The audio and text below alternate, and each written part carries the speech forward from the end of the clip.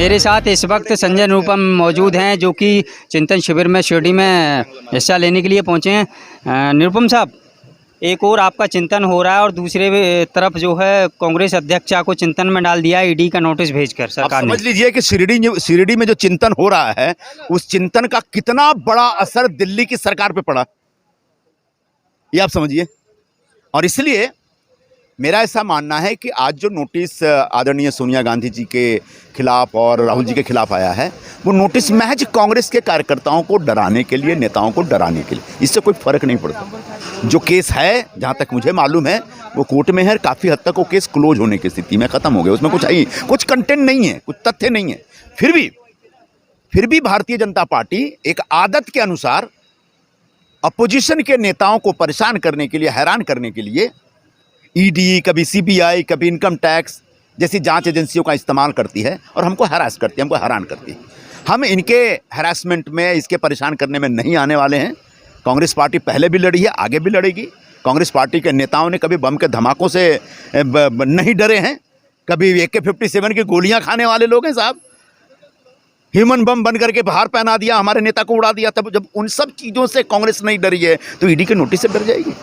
कुछ दिनों की बात है, सब ठीक हो जाएगा। अच्छा, कभी भी शीर्ष नेता को जो है कटघरे में नहीं खड़ा किया, या फिर ईडी का नोटिस नहीं भेजा, या इनकम टैक्स की रेड नहीं पड़ी, ये क्या संदेश देने की कोशिश है केंद्र सरकार की तरफ से? ये तो मुझे लगता है कि उनको बहुत डर हो गया है।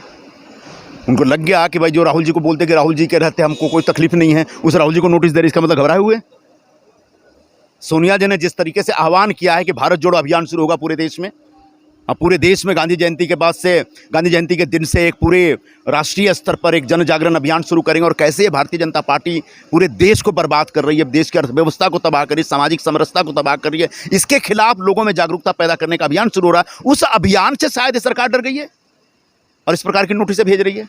महाराष्ट्र में भी शिवसेना हो, एनसीपी हो, कांग्रेस हो, उनके नेताओं पर भी कार्रवाई चल रही है। बिल्कुल बिल्कुल, आप सही बोल रहे हैं। शिवसेना के नेताओं को ईडी पर रोज नोटिस भेजा जा रहा है।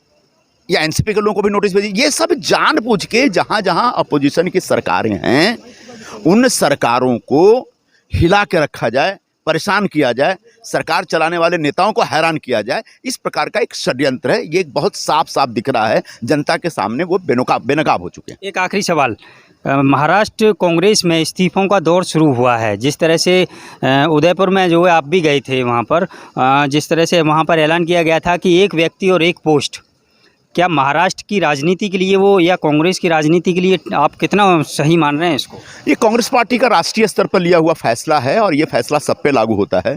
तो महाराष्ट्र इसमें अपवाद के स्वरूप में नहीं है। और यहाँ पर भी किसी भी नेता के पास अगर 2 पद है तो 1 पद उसको छोड़ना चाहिए, अपनी जिम्मेदारी लेते हुए। और छोड़ रहे हैं, काफ़ी लोगों ने तो छोड़ा।